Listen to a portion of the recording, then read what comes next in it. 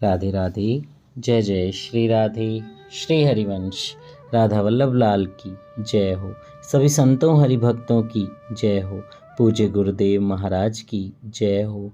भगवान श्री कृष्ण की जय हो। श्री हरिवंश महाप्रभु की जय हो। भगवत गीता की जय हो। जय श्री राधे। श्री हरिवंश। बहुत बहुत स्वागत है आपका हमारे चैनल में। हम भगवत गीता के 5वें अध्याय के श्लोकों का श्रवण कर रहे हैं और हमने कल 2 श्लोकों का श्रवण किया था। आइए आज तीसरे और चौथे श्लोक का श्रवण करते हैं और जानते हैं कि कैसे भगवान श्री कृष्ण अर्जुन को दिव्य ज्ञान दे रहे हैं जो हमें भी अपनी जिंदगी में उतारना चाहिए और भगवान की सेवा में अपने आप को लगाए रखना चाहिए। जय श्री राधे। श्री हरिवंश। तो आइए श्लोक नंबर 3 का श्रवण करते हैं। जय श्री राधे। ज्ञेयः स नित्य सन्न्यासी यो न द्वेष्टि न कांक्षति निर्द्वन्द्वो हि महाबाहो सुखम बंधात् प्रमुच्यते। जय श्री राधे। श्री हरिवंश।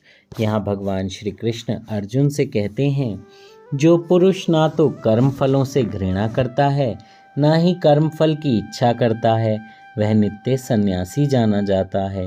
हे महाबाहु अर्जुन, ऐसा मनुष्य समस्त द्वंद्वों से रहित होकर भव बंधन को पार कर पूर्णतया मुक्त हो जाता है। जय हो। भगवान श्री कृष्ण कितने सरल शब्दों में यहाँ समझा रहे हैं। कुछ लोग तो इसलिए भी गीता नहीं सुनते, सोचते हैं अरे इतने बड़े बड़े हैवी वर्ड के श्लोक हैं, कौन समझेगा। लेकिन हिंदी तो समझते हैं ना। भगवान श्री कृष्ण बहुत बहुत आराम से और बहुत आसान शब्दों में इस गीता को समझा रहे हैं। आइए इसका तात्पर्य समझते हैं। पूर्णतया कृष्ण भावना भावित पुरुष नित्य सन्यासी है, क्योंकि वह अपने कर्म फल से ना तो घृणा करता है ना ही उसकी आकांक्षा करता है। ऐसा सन्यासी भगवान की दिव्य प्रेम भक्ति के परायण होकर पूर्ण ज्ञानी होता है, क्योंकि वह कृष्ण के साथ अपनी स्वाभाविक स्थिति को जानता है। वह भली भांति जानता है कि कृष्ण पूर्ण है और वह स्वयं अंश मात्र है। ऐसा ज्ञान पूर्ण होता है क्योंकि यह गुणात्मक तथा सकारात्मक रूप से सही है। कृष्ण तदात्म की भावना भ्रांत है, क्योंकि अंश अंशी के तुल्य नहीं हो सकता। यह ज्ञान की एकता गुणों की है, ना कि गुणों की मात्रा की।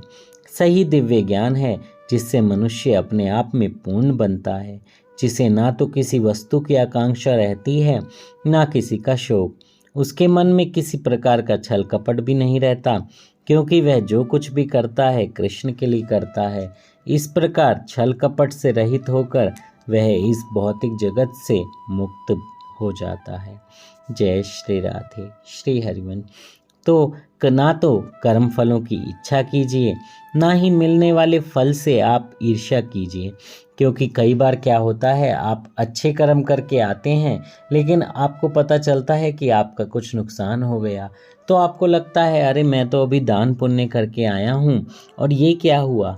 तो वो आपके जो पिछले कर्म हैं उसी के अकॉर्डिंग आपको फल मिल रहा है। अभी अच्छे कर्म जो आप कर रहे हैं वो आगे आपके जो जिंदगी है उसको संवार रहे हैं, लेकिन पिछले कर्म भी तो काटने हैं ना। इसलिए भगवान ने कहा कि जो कर्म फलों से ना तो घृणा करता है ना ही कर्म फल की इच्छा करता है वह नित्य सन्यासी जाना जाता है। क्योंकि इंद्रिय तृप्ति के लिए हम सब लगे हुए हैं, अगर वो त्याग दें तो अपने आप ही कर्म फल की इच्छा भी त्याग दी जाएगी और फिर मनुष्य सिर्फ और सिर्फ भगवान श्री कृष्ण के भजन में रहेगा, आनंद में रहेगा, राधे राधे गाता रहेगा। जय श्री राधे। श्री हरिवंश। आइए चौथे श्लोक का श्रवण करते हैं। जय श्री राधे। सांख्य योगो पृथग बालः प्रवदन्ति न पंडितः एकमप्यास्थितः सम्यक् उभयोर्विन्दते फलम्। जय श्री राधे। श्री हरिवंश। तो भगवान श्री कृष्ण कहते हैं, अज्ञानी ही भक्ति को भौतिक जगत के विश्लेषणात्मक अध्ययन यानी सांख्य से भिन्न करते हैं। जो वस्तुतः ज्ञानी हैं वे कहते हैं कि जो इनमें से किसी एक मार्ग का भली भांति अनुसरण करता है वह दोनों के फल को प्राप्त करता है। भौतिक जगत के अध्ययन का उद्देश्य आत्मा को प्राप्त करना है। भौतिक जगत की आत्मा विष्णु या परमात्मा है। भगवान की भक्ति का अर्थ परमात्मा की सेवा है। एक विधि से वृक्ष की जड़ खोजी जाती है और दूसरी विधि से उसको सींचा जाता है। सांख्य दर्शन का वास्तविक छात्र जगत के मूल अर्थात विष्णु को ढूंढता है और फिर पूर्ण ज्ञान समेत अपने आप को भगवान की सेवा में लगा देता है। अतः मूलतः दोनों में कोई भेद नहीं है, क्योंकि दोनों का उद्देश्य विष्णु की ही प्राप्ति है। और विष्णु कौन है? हमारे भगवान श्री कृष्ण। जय हो। जो लोग चरम उद्देश्य को नहीं जानते वे ही कहते हैं कि सांख्य और कर्म योग एक नहीं है, किंतु जो विद्वान है वह जानता है कि इन दोनों भिन्न विधियों का उद्देश्य एक ही है।